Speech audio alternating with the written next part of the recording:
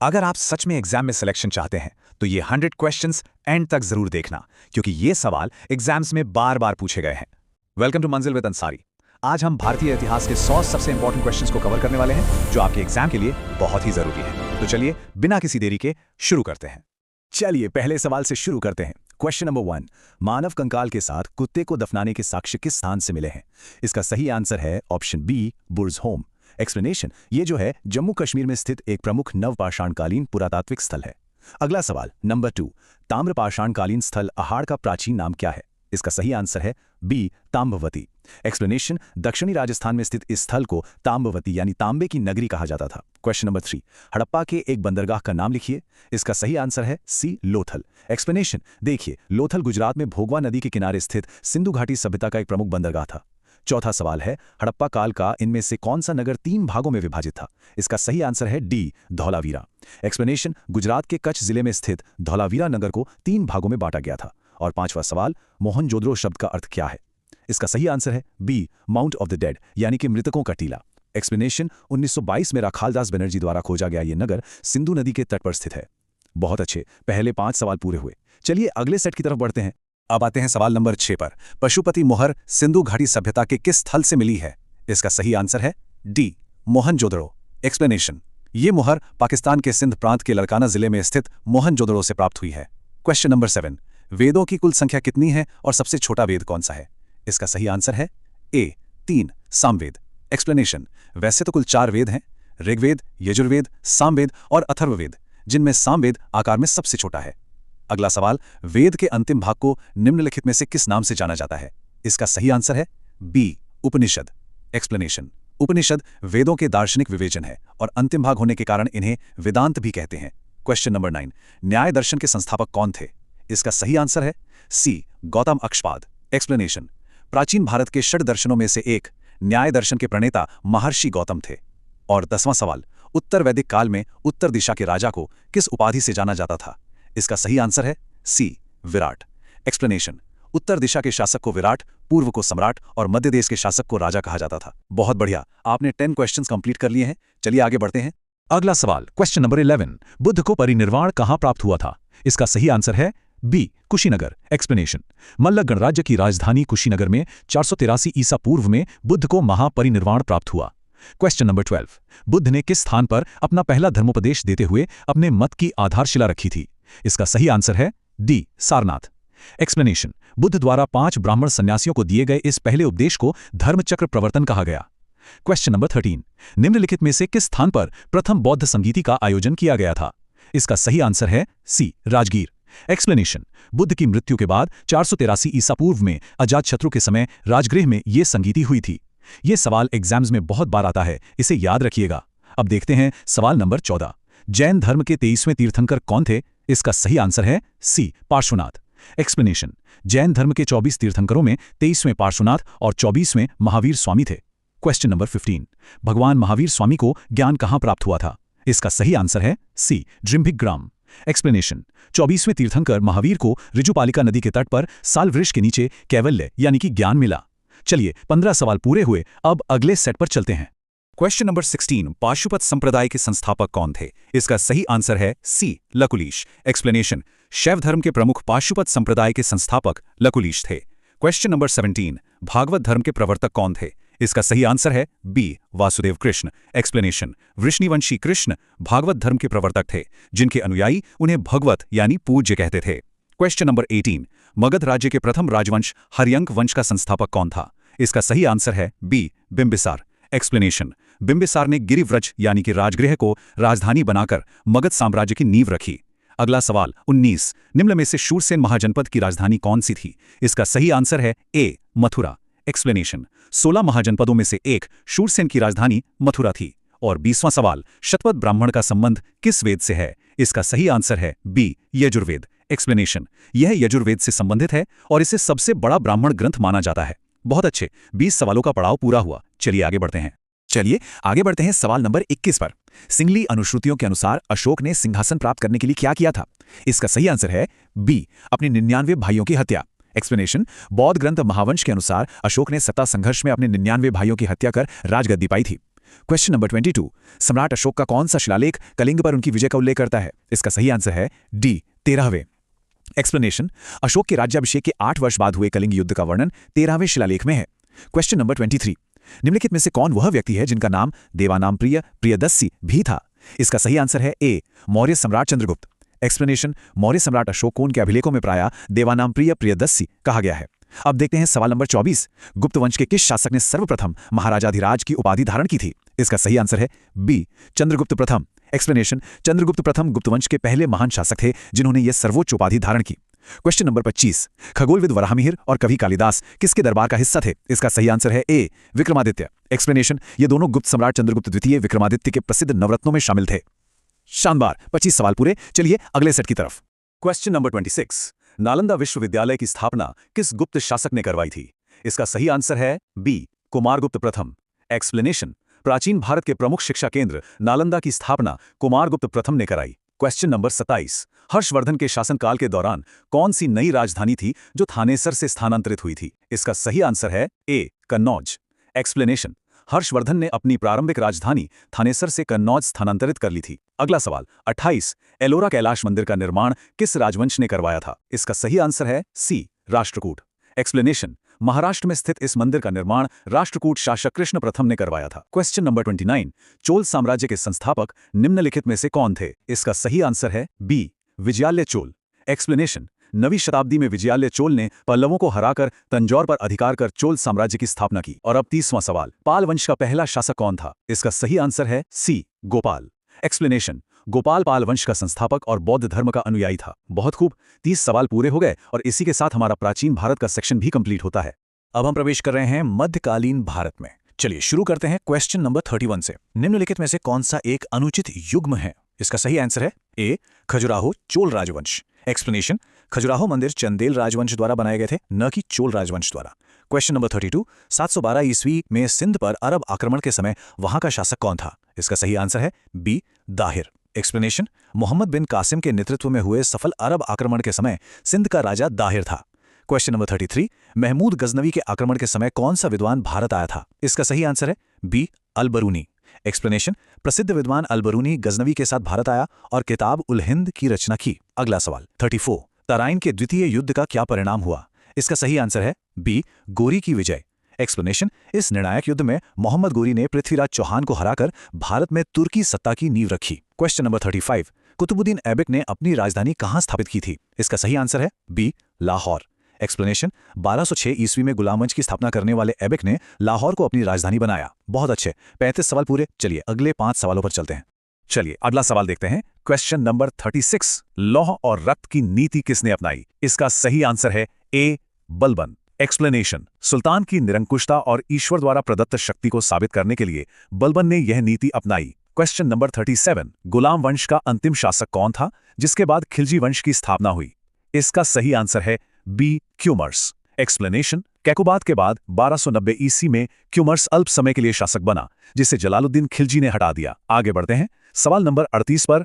अलाउद्दीन खिलजी की मृत्यु के पश्चात खिलजी वंश का अगला शासक कौन बना? इसका सही आंसर है सी, कुतुबुद्दीन मुबारक खिलजी। एक्सप्लेनेशन, 1316 ईस्वी में अलाउद्दीन की मृत्यु के बाद मुबारक शाह खिलजी गद्दी पर बैठा। क्वेश्चन नंबर 39, भारत पर तैमूर ने किस वर्ष आक्रमण किया था? इसका सही आंसर है डी, 1398। एक्सप्लेनेशन, तुगलक वंश के शासक नासिरुद्दीन महमूद शाह के समय तुर्क मंगोल सेनानायक तैमूर ने यह विनाशकारी आक्रमण किया। और 40वां सवाल, किस शासक ने भारत में तुगलक वंश की नींव रखी थी? इसका सही आंसर है बी, गयासुद्दीन तुगलक। एक्सप्लेनेशन, 1320 ईस्वी में गयासुद्दीन तुगलक, जिसका नाम गाजी मलिक भी था, ने तुगलक वंश की स्थापना की। बहुत बढ़िया, 40 सवाल पूरे हो चुके हैं। चलिए आगे बढ़ते हैं। क्वेश्चन नंबर 41, किसके शासनकाल में इब्न बतूता भारत आया था? इसका सही आंसर है बी, मुहम्मद बिन तुगलक। एक्सप्लेनेशन, मोरक्को का यात्री इब्न बतूता तुगलक काल में आया और उसने रियला नामक यात्रा वृतांत लिखा। क्वेश्चन नंबर 42, विजयनगर साम्राज्य की स्थापना हरिहर तथा बुक्का ने किस वर्ष की थी? इसका सही आंसर है बी, 1336 ईस्वी। एक्सप्लेनेशन, मोहम्मद बिन तुगलक के शासनकाल में हरिहर और बुक्का नामक 2 भाइयों ने इस साम्राज्य की नींव रखी। क्वेश्चन नंबर 43, सैयद वंश का अंतिम शासक कौन था? इसका सही आंसर है सी, अलाउद्दीन आलम शाह। एक्सप्लेनेशन, इसके शासन के अंत के साथ सैयद वंश समाप्त हुआ और बहलोल लोधी ने लोधी वंश बसाया। अगला सवाल 44, दिल्ली सल्तनत का अंतिम सुल्तान कौन था जिसका शासनकाल 1526 ईस्वी में समाप्त हुआ? इसका सही आंसर है सी, इब्राहिम लोदी। एक्सप्लेनेशन, पानीपत के प्रथम युद्ध में बाबर के हाथों इब्राहिम लोदी की हार के साथ सल्तनत काल समाप्त हुआ। क्वेश्चन नंबर 45, मोहम्मद बिन तुगलक में कृषि की उन्नति के लिए किस नए विभाग की स्थापना की थी? इसका सही आंसर है सी, दीवाने अमीर कोही। एक्सप्लेनेशन, कृषि सुधारों के लिए मोहम्मद बिन तुगलक ने इस विशेष विभाग का गठन किया था। और इसी के साथ 45 सवाल पूरे। चलिए अगले सेट पर। क्वेश्चन नंबर 46, फिरोज शाह तुगलक ने जौनपुर नगर की स्थापना किसकी स्मृति में की थी? इसका सही आंसर है बी, जौना खां यानी मोहम्मद बिन तुगलक। एक्सप्लेनेशन, अपने चचेरे भाई जौना खां की याद में फिरोज शाह ने जौनपुर शहर बसाया था। क्वेश्चन नंबर 47, लोधी वंश की स्थापना 1451 ईस्वी में किसने की थी? इसका सही आंसर है सी, बहलोल लोधी। एक्सप्लेनेशन, सैयद वंश के अंत के बाद बहलोल लोधी ने दिल्ली सल्तनत के अंतिम राजवंश की नींव रखी। क्वेश्चन नंबर 48, पानीपत के प्रथम युद्ध में बाबर ने किस युद्ध पद्धति का पहली बार प्रयोग किया था? इसका सही आंसर है बी, तुलगमा युद्ध पद्धति। एक्सप्लेनेशन, बाबर ने तोपखाने और इस विशेष युद्ध पद्धति से भारत में मुगल साम्राज्य की नींव रखी। अब देखते हैं 49वां सवाल, निम्न में से किस शासक की मृत्यु उसके पुस्तकालय की सीढ़ियों से गिरकर हुई थी? इसका सही आंसर है डी, हुमायूं। एक्सप्लेनेशन, दीने पनाह क्षेत्र में स्थित शेर मंडल पुस्तकालय की सीढ़ियों से गिरकर हुमायूं की मृत्यु हुई थी। और 50वां सवाल, प्रारंभ में अकबर का संरक्षक कौन था? इसका सही आंसर है डी, बैरम खां। एक्सप्लेनेशन, 14 वर्ष की आयु में जब अकबर का राज्याभिषेक हुआ तब बैरम खां को वकील ई सल्तनत नियुक्त किया गया। शानदार, हम आधी दूरी तय कर चुके हैं। 50 सवाल पूरे। चलिए अब मुगल साम्राज्य के और सवाल देखते हैं। क्वेश्चन नंबर 51, 1556 ई में पानीपत का द्वितीय युद्ध किनके मध्य लड़ा गया? इसका सही आंसर है सी, अकबर हेमू। एक्सप्लेनेशन, इस युद्ध में अकबर की सेना ने हिंदू सम्राट हेमचंद्र विक्रमादित्य यानी कि हेमू को पराजित किया। क्वेश्चन नंबर 52, इनमें से कौन सा मुगल सम्राट अनपढ़ था? इसका सही आंसर है सी, अकबर। एक्सप्लेनेशन, जलालुद्दीन मोहम्मद अकबर का जन्म 1542 ई में अमरकोट में हुआ था और वो अनपढ़ था। Question number 53, Thomas Roe Mughal सम्राट जहांगीर से किस किले में मिला था? इसका सही आंसर है बी, अजमेर। एक्सप्लेनेशन, ब्रिटिश सम्राट जेम्स प्रथम का राजदूत थॉमस रो जहांगीर से अजमेर के किले में मिला था।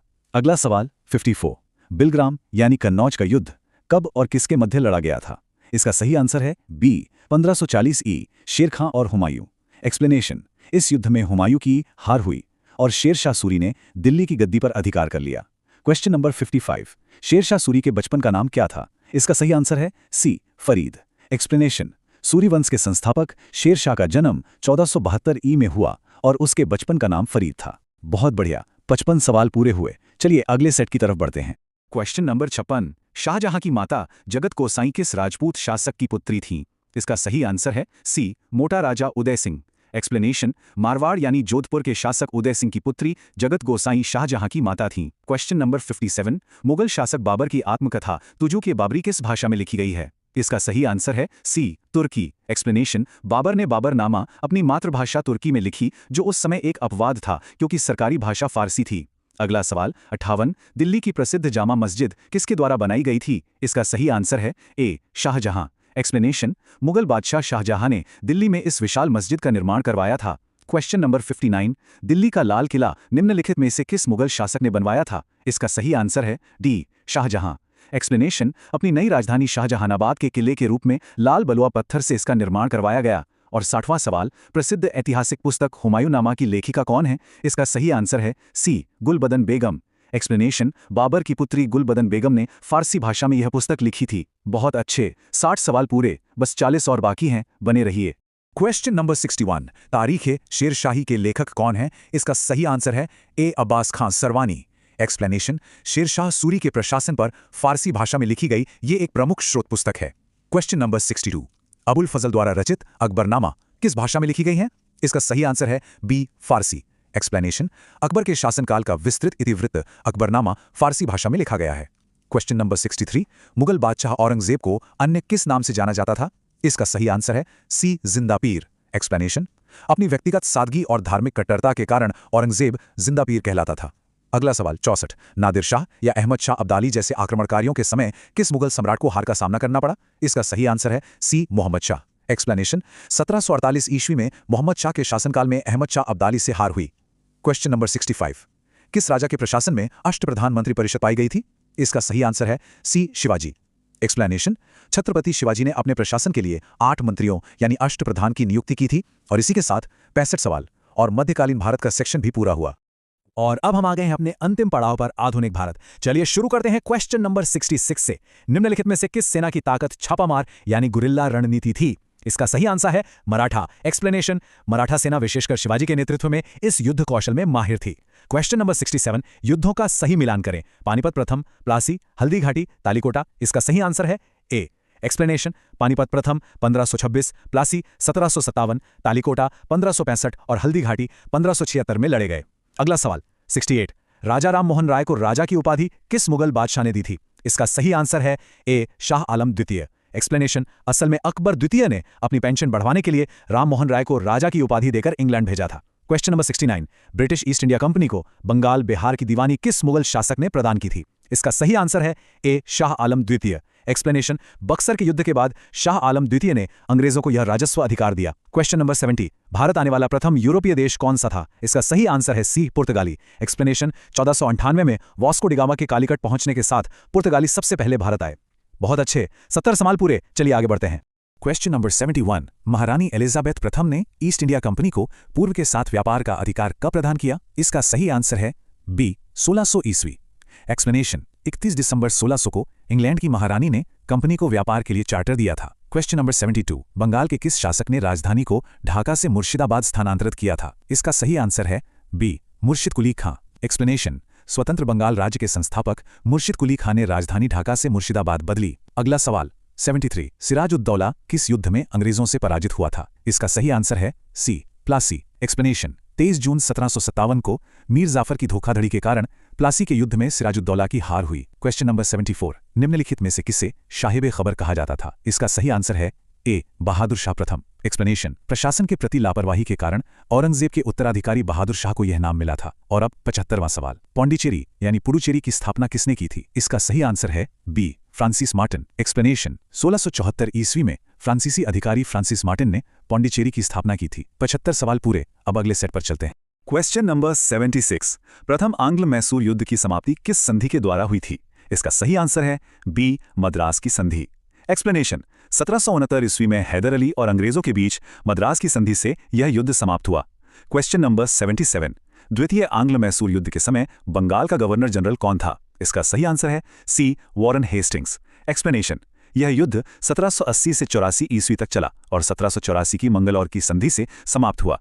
क्वेश्चन नंबर 78, श्रीरंगपट्टनम की संधि का संबंध किस आंग्ल मैसूर युद्ध से है? इसका सही आंसर है सी। तृतीय आंग्ल मैसूर युद्ध। एक्सप्लेनेशन, टीपू सुल्तान और लॉर्ड कार्नवालिस के बीच 1792 में यह रणनीतिक संधि हुई थी। अगला सवाल 79, चतुर्थ आंग्ल मैसूर युद्ध किस वर्ष लड़ा गया था? इसका सही आंसर है सी। 1799 ईस्वी। एक्सप्लेनेशन, लॉर्ड वेलेजली के समय हुए इस युद्ध में टीपू सुल्तान की मृत्यु हुई और युद्धों की यह श्रृंखला समाप्त हुई। क्वेश्चन नंबर 80, बंगाल के प्रथम गवर्नर जनरल कौन थे? इसका सही आंसर है C. Lord Warren Hastings. Explanation, regulating act 1773 के तहत वॉरेन हेस्टिंग्स बंगाल के प्रथम गवर्नर जनरल बने। बहुत अच्छे, 80 सवाल पूरे हो चुके हैं। क्वेश्चन नंबर 81, मराठा साम्राज्य का द्वितीय संस्थापक किसे माना जाता है? इसका सही आंसर है option B. Balaji Vishwanath. Explanation, Chhatrapati Shahu द्वारा नियुक्त पेशवा बालाजी विश्वनाथ ने मराठा शक्ति को सुसंगठित किया। क्वेश्चन नंबर 82, किस पेशवा को नाना साहब के नाम से भी जाना जाता था? इसका सही आंसर है option C. Balaji Bajirao. Explanation, Balaji Bajirao के समय मराठा साम्राज्य का सर्वाधिक प्रसार हुआ और पेशवा पद वंशानुगत हो गया। क्वेश्चन नंबर 83, पानीपत का तृतीय युद्ध कब लड़ा गया था? इसका सही आंसर है ऑप्शन ए। 14 जनवरी 1761। एक्सप्लेनेशन, इस युद्ध में अहमद शाह अब्दाली ने मराठों को बुरी तरह पराजित किया था। अगला सवाल 44, प्रथम आंग्ल मराठा युद्ध के समय बंगाल का गवर्नर जनरल कौन था? इसका सही आंसर है option C. Warren Hastings. Explanation, 1775 से 82 ईस्वी के बीच लड़े गए इस युद्ध के समय हेस्टिंग्स गवर्नर जनरल था। क्वेश्चन नंबर 85, अंतिम मराठा पेशवा कौन थे? इसका सही आंसर है ऑप्शन सी। बाजीराव द्वितीय। एक्सप्लेनेशन, तृतीय आंग्ल मराठा युद्ध के बाद अंग्रेजों ने पेशवा का पद समाप्त कर इन्हें पेंशन पर भेज दिया। 85 सवाल पूरे, बस कुछ और सवाल बाकी हैं, हिम्मत बनाए रखिए। क्वेश्चन नंबर 86, सिख धर्म के संस्थापक गुरु नानक देव का जन्म किस स्थान पर हुआ था? इसका सही आंसर है बी। तलवंडी। एक्सप्लेनेशन, 1469 ईस्वी में पंजाब के तलवंडी, जो पाकिस्तान में ननकाना साहिब है, में इनका जन्म हुआ। क्वेश्चन नंबर 87, गुरुमुखी लिपि का आविष्कार किस सिख गुरु ने किया था? इसका सही आंसर है बी। गुरु अंगद। एक्सप्लेनेशन, सिखों के दूसरे गुरु गुरु अंगद ने गुरुमुखी लिपि का आविष्कार कर साहित्य को संरक्षित किया। अगला सवाल 88, अमृतसर नगर की स्थापना किस सिख गुरु ने की थी? इसका सही आंसर है बी। गुरु रामदास। एक्सप्लेनेशन। सिखों के चौथे गुरु रामदास ने अकबर द्वारा दी गई जमीन पर अमृतसर की स्थापना की। Question number 89। सिखों के किस गुरु ने अमृतसर की किलेबंदी करवाई और वहां अकाल तख्त का निर्माण करवाया था? इसका सही आंसर है सी, गुरु हरगोविंद। एक्सप्लेनेशन। छठे गुरु हरगोविंद ने सिखों को सैन्य रूप दिया और अकाल तख्त यानी ईश्वर का सिंहासन बनवाया। Question number 90। सिखों के 10वें गुरु गोविंद सिंह के पुत्रों को किस मुगल गवर्नर ने दीवार में चुनवा दिया था? इसका सही आंसर है ए, वजीर खां। एक्सप्लेनेशन। सरहिंद के गवर्नर वजीर खान ने साहिबजादों फतेह सिंह और जोरावर सिंह को दीवार में चुनवा दिया था। शानदार, 90 सवाल पूरे। अब आखिरी 10 सवालों की बारी है। Question number 91। महाराजा रणजीत सिंह का संबंध किस मिसल से था? इसका सही आंसर है सी, सुकरचकिया मिसल। एक्सप्लेनेशन। रणजीत सिंह का जन्म सुकरचकिया मिसल के प्रमुख महासिंह के घर हुआ था। Question number 92। महाराजा रणजीत सिंह के साम्राज्य की राजधानी कहाँ थी? इसका सही आंसर है सी, लाहौर। एक्सप्लेनेशन। 1799 ईस्वी में रणजीत सिंह ने लाहौर पर अधिकार कर उसे अपनी राजधानी बनाया। अगला सवाल 93। चार्ल्स मेटकॉफ और रणजीत सिंह के बीच अमृतसर की संधि कब हुई थी? इसका सही आंसर है बी, 1809 ईस्वी। एक्सप्लेनेशन। 25 अप्रैल 1809 को हुई इस संधि ने सतलज नदी को दोनों राज्यों के बीच की सीमा निर्धारित किया। Question number 94। किस संधि के साथ प्रथम आंग्ल सिख युद्ध समाप्त हुआ था? इसका सही आंसर है बी, लाहौर की संधि। एक्सप्लेनेशन। 1845-46 के युद्ध के बाद अपमानजनक लाहौर की संधि के साथ युद्ध समाप्त हुआ। Question number 95। बंकिम चंद्र चटर्जी के प्रसिद्ध उपन्यास आनंद मठ का कथानक किस विद्रोह पर आधारित है? इसका सही आंसर है बी, सन्यासी विद्रोह। एक्सप्लेनेशन। बंगाल में हुए आरंभिक सन्यासी विद्रोह पर आधारित इस उपन्यास में वंदे मातरम गीत भी शामिल है। बहुत अच्छे, 95 सवाल पूरे हो गए। अब बस आखिरी सेट। और अब हम आ गए हैं आखिरी 5 सवालों पर। Question number 96। सिद्धू और कान्हू का संबंध किस विद्रोह से है? इसका सही आंसर है बी, संथाल विद्रोह। एक्सप्लेनेशन। 1855-56 में बंगाल और झारखंड क्षेत्र में ब्रिटिश शोषण के खिलाफ इन भाइयों ने इसका नेतृत्व किया था। Question number 97। बिरसा मुंडा ने किस क्षेत्र में ब्रिटिश शासन के विरुद्ध विद्रोह का नेतृत्व किया था? इसका सही आंसर है बी, झारखंड। एक्सप्लेनेशन। छोटा नागपुर क्षेत्र में उलगुलान यानी महान हलचल का नेतृत्व कर बिरसा मुंडा ने आदिवासियों को एकजुट किया। Question number 98। कूका आंदोलन का संबंध भारत के किस राज्य से था? इसका सही आंसर है बी, पंजाब। एक्सप्लेनेशन। ये एक धार्मिक शुद्धि आंदोलन था जो बाद में राम सिंह के नेतृत्व में राजनीतिक विद्रोह में बदल गया। Question number 99। केरल के मालाबार तट पर 1921-22 में कौन सा विद्रोह हुआ था? इसका सही आंसर है ए, मोपला विद्रोह। एक्सप्लेनेशन। ये मुस्लिम किसानों यानी मोपला द्वारा जमींदारों और अंग्रेजी सरकार के खिलाफ किया गया विद्रोह था। और ये रहा हमारा 100वां सवाल। बंगाल के नील विद्रोह के प्रमुख नेता कौन थे? इसका सही आंसर है बी, दिगंबर बिश्वास और विष्णु बिश्वास। एक्सप्लेनेशन। यूरोपीय बागान मालिकों के अत्याचार के खिलाफ बंगाल के नदिया जिले में यह सफल आंदोलन हुआ। और इसी के साथ आपने पूरे 100 सवालों का ये मैराथन पूरा कर लिया है। बहुत बहुत बधाई, आपने शानदार डेडिकेशन दिखाया है। तो अब आपकी बारी है रिवीजन को टेस्ट करने के लिए। ये रहे 2 सवाल। पहला सवाल, हड़प्पा के एक बंदरगाह का नाम लिखिए। और दूसरा सवाल, लौह और रक्त की नीति किसने अपनाई? इन दोनों सवालों का जवाब नीचे कमेंट सेक्शन में जरूर दीजिएगा। अगर आपको ये 100 क्वेश्चंस की सीरीज हेल्पफुल लगी हो तो इसे लाइक करें, अपने दोस्तों के साथ शेयर करें और हमें बताइए कि अगला एक्सप्लेनर आप किस सब्जेक्ट पर चाहते हैं। ऐसे ही एग्जाम ओरिएंटेड कंटेंट के लिए चैनल मंजुल वेद अंसारी को सब्सक्राइब करना ना भूले। मिलते हैं अगली रिवीजन सीरीज में।